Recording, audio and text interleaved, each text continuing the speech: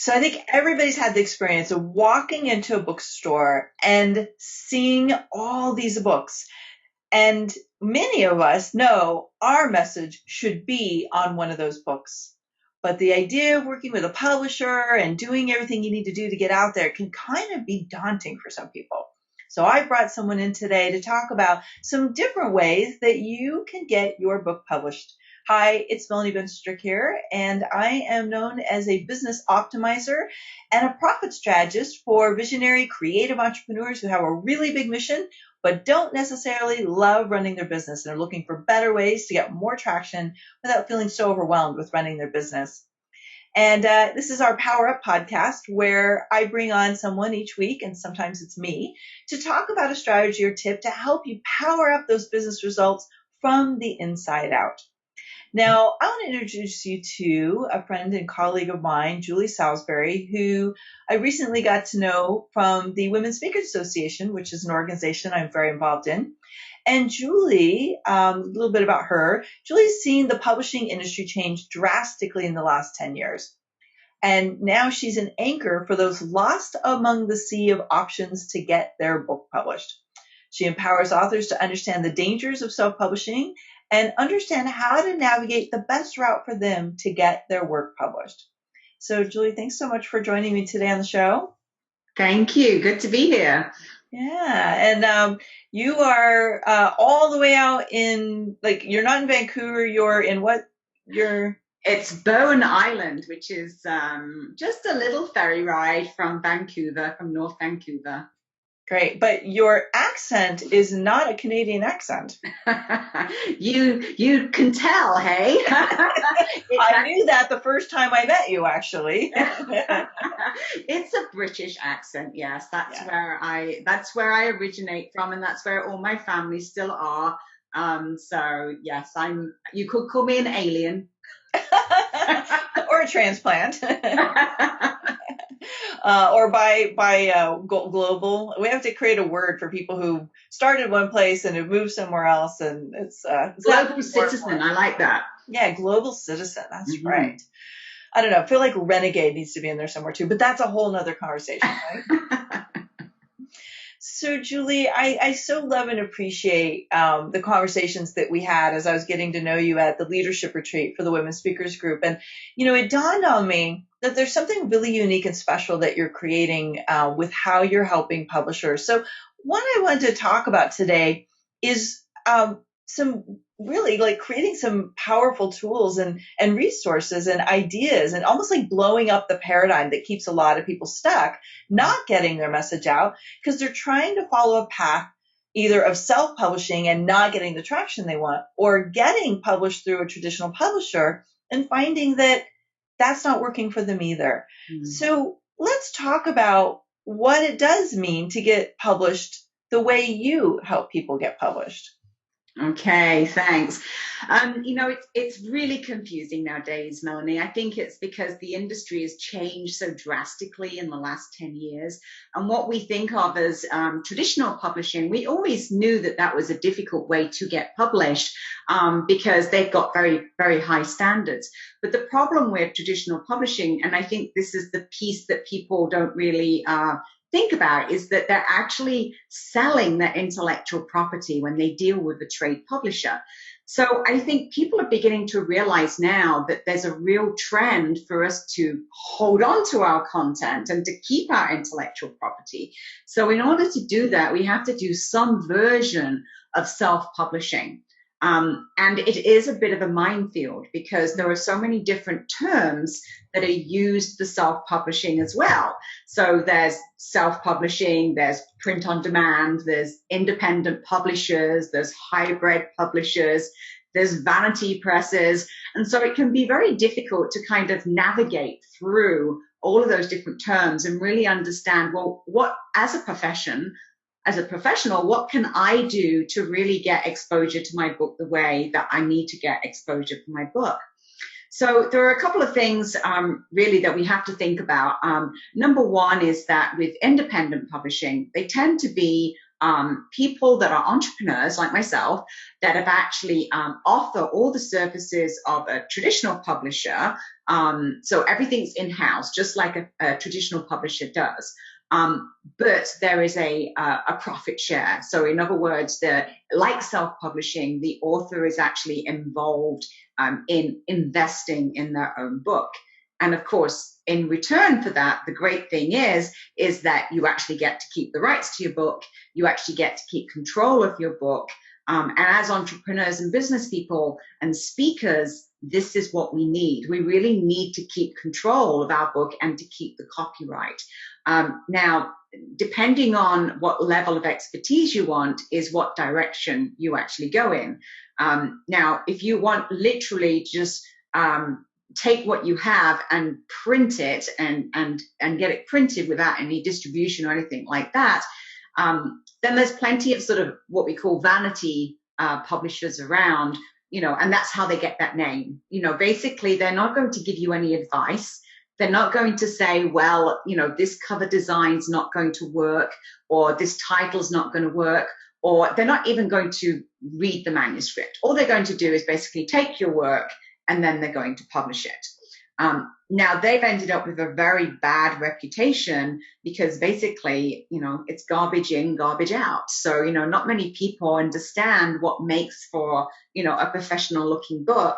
So, it's ended up with a very bad reputation. People like Amazon and bookstores certainly won't even take a book that's published by a vanity publisher, or a book that's actually connected to the author's name, which is another way of knowing that it's basically a self-published book. So it's very important to actually be connected with a professional publisher, or be that, an independent publisher that actually knows, that has a ranking that is recognized as a professional publisher. And again, as I say, that can be very confusing to actually, know if that person is recognized as a professional publisher. But it's kind of like a certification. I mean, as a publisher, I'm certified. So basically, people like Amazon know that I've published over 80 books. They know that our books are very professional, that they've got very high standards, that they are professionally edited. That they reach all the criteria that a trade publisher would put on a book. And therefore then our SEO, our algorithms, everything has the same respect as a traditional publisher. Whereas if you are trying to do that by yourself, what will happen is your SEO will actually be squashed. So I don't know if you've ever noticed, Melanie, but if you go onto Amazon, have you ever noticed bad quality books when you go onto Amazon? Is it something that you've seen?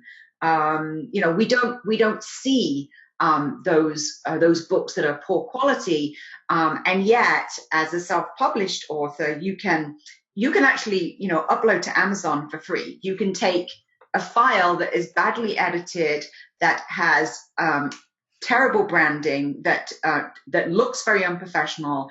And on the outside, it looks like you can just use CreateSpace. You can upload it, and then magically it appears on Amazon and doesn't cost you any money. But will you actually ever see that book on Amazon? Only if you actually write the whole title, subtitle, and name of the author, and then it will magically appear on Amazon. But if you actually go onto Amazon to try and look for that book by using search words or keywords, that book will never, ever, ever turn up, basically. There's no searchability on it. So yes, we can do a lot of work. We can think that we've done everything we possibly need to do, use CreateSpace, upload it, and then suddenly basically our book completely disappears, because all of the SEO, everything is completely squashed, because Amazon and the on-store book retailers like Barnes & Noble, for example, they don't want to be showcasing poor quality books. So that's how they basically, get around that challenge. So it's confusing. Yeah. So what I'm hearing is that it's really important to have the resources and the support to not just write a quality book, but to design a great cover and to really understand the the elements that are going to make your book soar once you get it published and it's available. Yeah. And it's tempting for a lot of people to get, just to do it all themselves and do print on demand and, keep control. And even if they're a good marketer, they're thinking, okay, well, I know what I need to do. But what you're saying is there's a lot of pieces that are at play that most people are completely unaware of because they're not tied into the industry and they don't have an ongoing book publishing experience where you're constantly staying abreast of what's happening in the industry. That makes perfect sense. And so, all right, let's say someone's getting ready to put their book out, right? Like they've made the decision, they're starting the writing process, and let's say they're, maybe even they're going to work with you, right? What are the two or three things that somebody has to do to get started to make sure that that book is a success once it leaves the creative process? Right. I think probably the most important tip I can give for people is, that old saying, don't judge a book by a cover. Just forget that completely. Yeah, that doesn't apply here. that doesn't help anybody. We do judge a book by a cover. Of course we do, as we judge any product by the packaging that it's in. And so I've seen so many books that have great content, but they are hidden behind terrible cover designs, a terrible choice of titles and subtitles, and absolutely no regard for keywords whatsoever. So what we have to remember is when you're being creative, don't be so creative that people are left guessing what your book's about, because that doesn't help anybody. And when you've got like 8 million books out there, I mean, on Amazon, there's 8 million titles that are available at any time. So if you go in and do, let's say you do a search on empowerment for women, you're gonna end up with 20,000 titles to choose from. So how do the titles come to the top that means that your book on women empowerment will actually be found? And it's back down to simple marketing, which is simple use of keywords and absolutely understanding your niche market and understanding your reader and who you're actually writing that book for. So, when I work with authors, it's the very first thing I say to them, how does this book become part of your overall marketing strategy, for example? So, does it represent your brand? Does it represent, just as you would for a website, make sure that you've got the correct keywords used so that people can find you, the correct messaging. You have to do exactly the same with your book.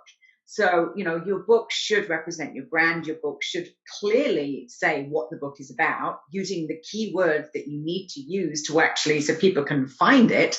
And the cover design needs to be very mindful of what's in fashion right now. I mean, books are just as fashionable. You can look at a book. I can show you a book, and immediately you would be able to date it. I would be able to hold it up to you and you would say, oh, that is from the 1990s. It would be a larger format. It would have that glossy laminate on it, right? It would have, full length, full photographs. You could tell the age from the font, everything about the book. It's very, very fashion orientated. So I'm actually looking at my bookshelf right now going, yeah. Yeah, exactly. And, right now we don't even realize this, but, like white books, for example, very fashionable right now. There's a lot of books that are, white. They're very clean. They use very bold fonts. Look at that happy sign behind you, right? That's a really good example of what the style is right now. Now, if you do a book design and give this to a cover, when you have a designer work on your website, they know websites. When you have a designer working on your business card, they know business cards. Right. You give a business card designer a book and say, can you please design me a book cover? They're going to give you what they know, which is basically a business card design, right? That's not going to work on a book cover. There's certain, dimensions you have to take into account there. Everything is standardized. I mean, think about bookshelves. They don't want a book that's going to take up, the width of 10 books on the shelf, right? They want that book to fit exactly the criteria that all the trade publishers use, 5.5 by 8.5. 6 by 9 if you need a slightly bigger format. If it's a children's book, 8 by 10 or 8 by 8. These are all industry standards, which if you're trying to do it by yourself, you have no idea. Right. And the ISBN number, I think, is the biggest mistake that people make. Because they think, oh, well, I can just get my own ISBN number. Like, why should I go to a publisher and get their ISBN number? That doesn't make sense. Because the ISBN number is literally for all of the bookstores, and that's worldwide. So I'm talking, books, W.H. Smith's in UK, Amazon in Australia, Barnes and Noble in America. I mean, I'm talking truly worldwide. They all use exactly the same Onyx computer system. That is the book industry system. You're not on that system, guess what? You're not going to be found. So this is the system that, publishers that are certified. So I'm actually certified by, Amazon's distributor. I'm classed as a medium to large publisher. And I have a certification which says, I've met these certain criteria, and I know what I'm doing. That means that my ISBN number tells everybody that my book is that quality, whether it be the bookstores or, whoever, the libraries, the schools, the colleges, the distributors, that ISBN number is literally like a stamp of quality. So therefore, as a self-published author, if you get your own ISBN number, what does that do? My name is Joe Smith, and I live at 222 Captain Kate's Walk on Bowen Island, right? They're going to look at that immediately and go, well, I'm not going to try and order this book because, this person might have moved house by now and they're obviously a self-published author and they can't satisfy, an order for 200 books anyway. So immediately the ISBN number is like a quality control stamp. So, I would say it's one of the biggest mistakes that people make.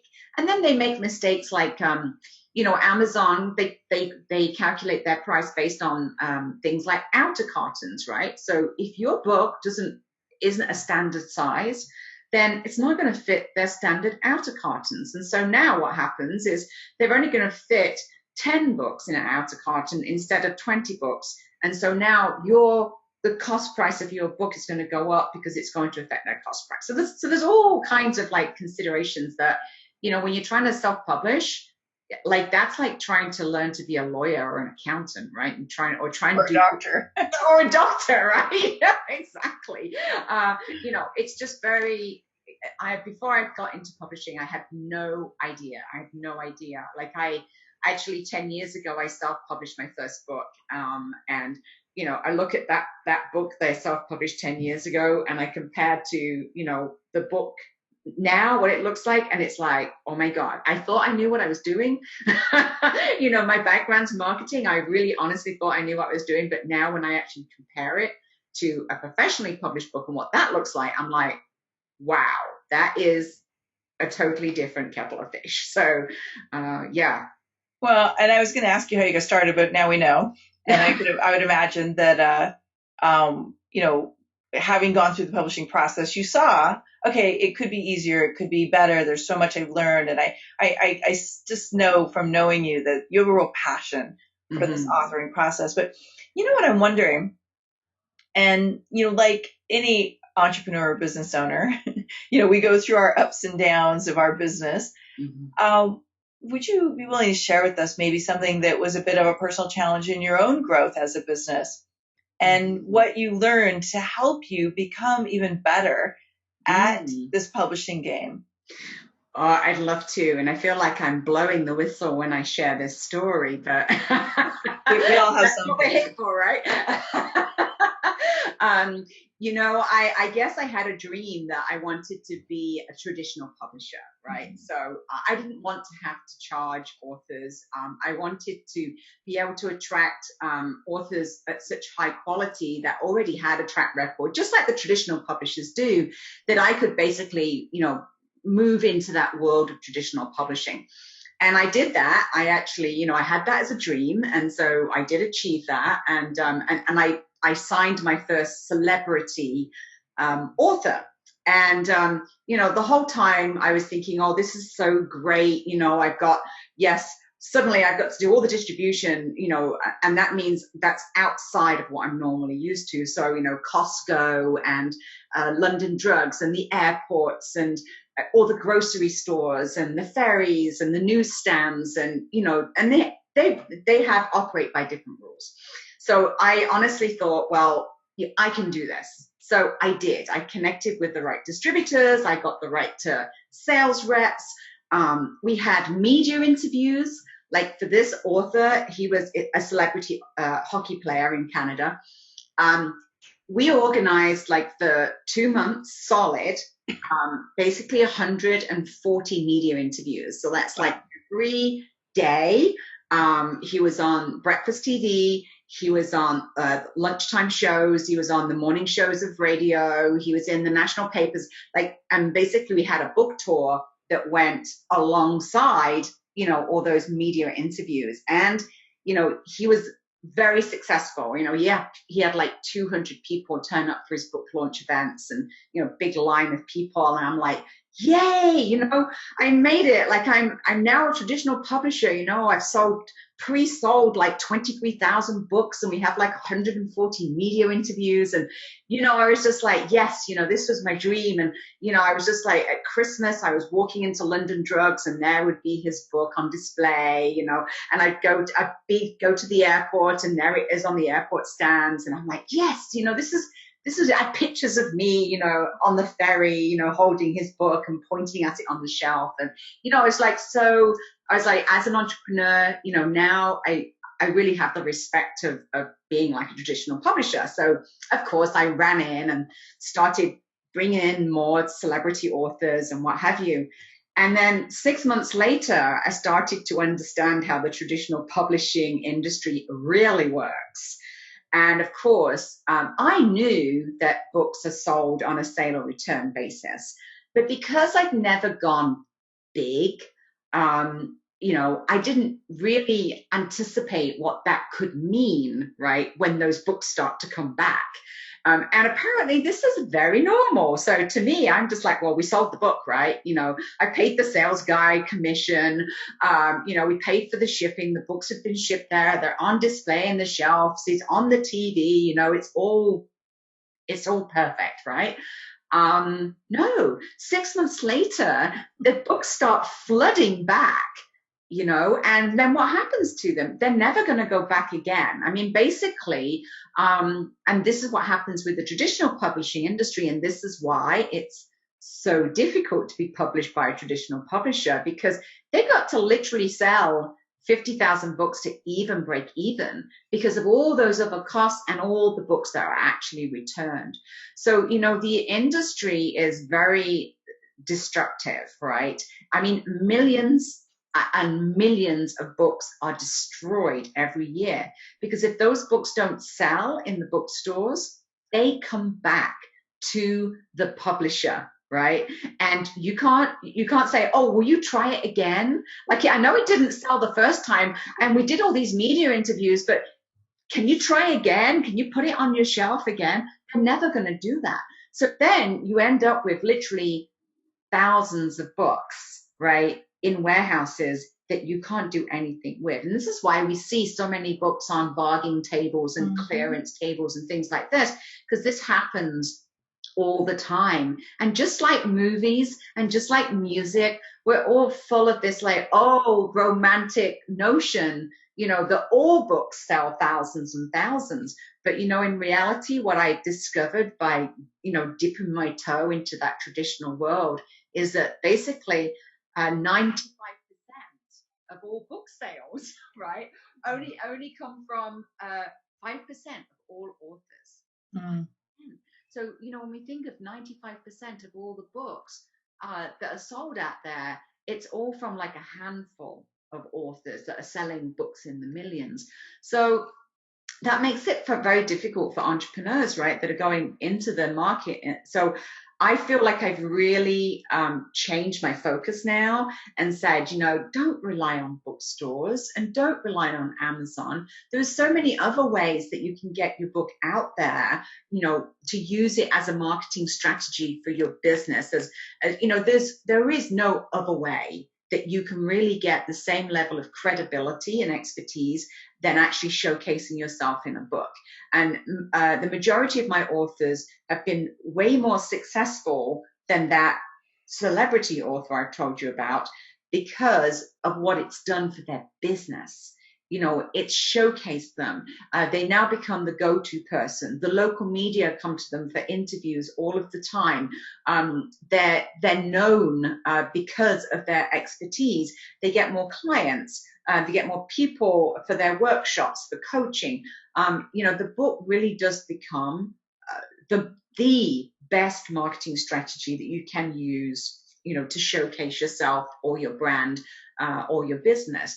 And so, I've really looked at books now in a whole different way, and stop trying to sell books down this traditional route where basically, there's nobody cares. The bookstores don't care. The bookstores have got bigger and bigger and bigger and bigger. They don't even know what they're selling anymore. They just bring in a book, they try it on a shelf. If it doesn't sell, they send it back to the publisher and it's destroyed, and then they bring in some more. And so for anybody that's thinking of giving their book to a traditional publisher, the chances are it's not going to last more than 90 days. That's the reality. And that's a sad thing to say, but I don't want to see business people give away their content because they've got this dream of what it means to be published by a traditional publisher. And, that's why I say keep control of your content. Don't give away your intellectual property to anybody, because I have seen so many just nightmare stories of people that have come to me and they say, Julie, my book's only been out there 6 months and now it's out of print and I can't get it. Can you help me get my book back? And I'm like, I can't help you get your book back. You've sold your book. You've sold it. You let it go. Like it's not yours anymore. So that's, I would say, a big lesson learned. A big lesson learned. Yeah. Well, and I believe, and I know you do too, that oftentimes those things that we experience that are disappointments or frustrating, they help us shape our destiny. We make new choices that help us create new ways that we get to serve from a more aligned place. So I'm kind of glad that you got to the place where it didn't work for you to do it that way, so you can fill a much needed hole in this world and serve people through the gifts that you have. So, there's 1,000 things I want to talk to you about. We could almost do like 7 shows to do everything, but I know you'll share a resource with everybody in a minute. But before we wrap up, I was just wondering, because you're exposed to so many books and so much information and so many beautiful messages, have you found a mantra or a quote or something that's really special to you that helps you stay inspired and powered up to do the work that you do in the world? For me, the biggest gift is when an author is willing to be vulnerable with their story, to really show their true self and their authentic self, to selfishly say, I'm willing to show you all my pain because I want to help you. Yeah. So I don't want you to suffer the way I've suffered through, whatever it is, whether it's business or whether it's a health issue or a trauma or whatever it is. When an author says to me, I'm willing to be vulnerable and I'm willing to actually really give my whole story to help other people, that just lights me up. It totally lights me up because I'm like, well, I'm going to help you do that, because if you're willing to be really vulnerable, and you're willing to kind of look at it in a different perspective, when I say to people, what does success mean to you? And I remember I said that to the very first person that I published 6 years ago. And he was a child psychologist, and he was 70, and he was newly retired. And he said, I want to tell the truth. I want to tell the truth about what's really happening in childcare. And I can only do that if I'm allowed, because he'd already been published by like 5 other publishers, traditional publishers. And he came to me because he said, I want to tell the truth.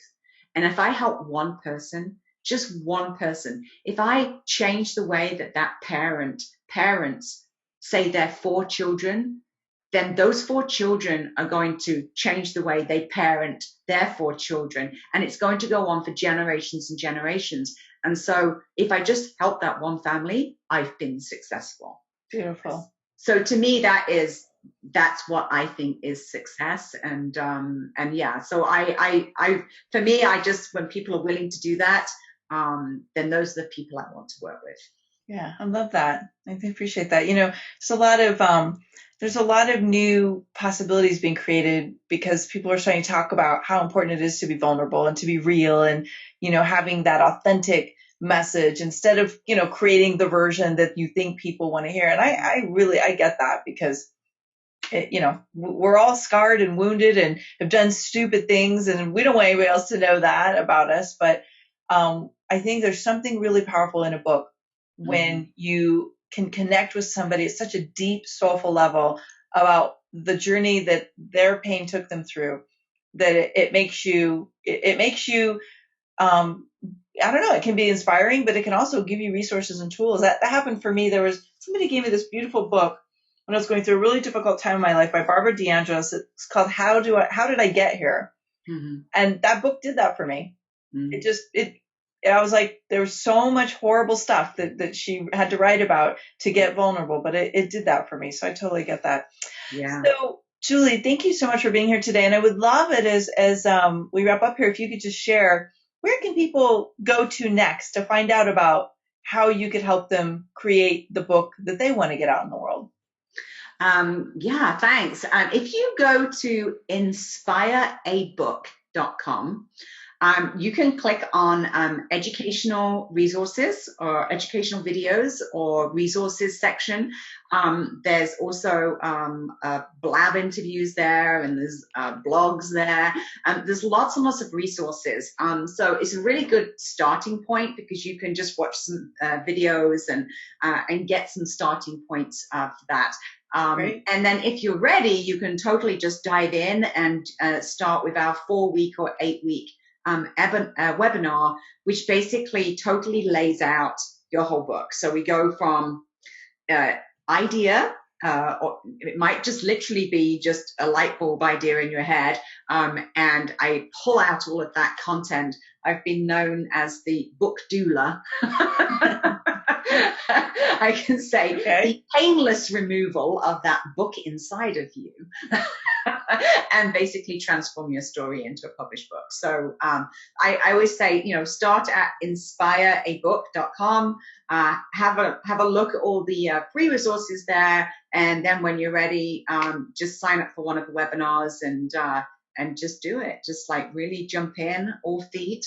Be willing to be vulnerable, willing to share your story, and come from a motivation of service. And then, if your why is big enough, you will publish your book. You will write your book, and you will publish your book, and it will be a very joyful experience, and it will be a very satisfying experience. But first of all, your why has got to be big enough, and that's what comes down to again, that vulnerability and actually being willing to be vulnerable with the motivation of I want to help other people, and it will happen if you have that. If you're coming from that place, you can get your book done. We've had people finish their book in 3 months, basically, because they've got all the content. We just need to help them shape it. I get that. Julie, thanks so much for being here. And as our listener today, I really appreciate you being here too.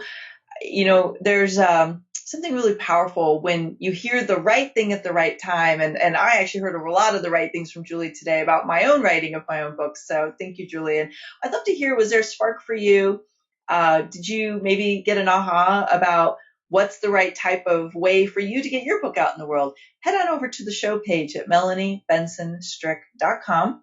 You can just type in Julie Salisbury in the search engine there, the little search box, and pop in there and share with us an aha or an insight you had today too. Okay, thanks for being here. We'll be back again next week with another Power Up podcast session for you. Bye, everybody. Thanks again, Julie. Thanks, Melanie. Bye. What if achieving higher levels of success was more about changing your thoughts than it was about changing your strategies? Hi, it's Melanie Benson Strick, and I've got a quick resource for you.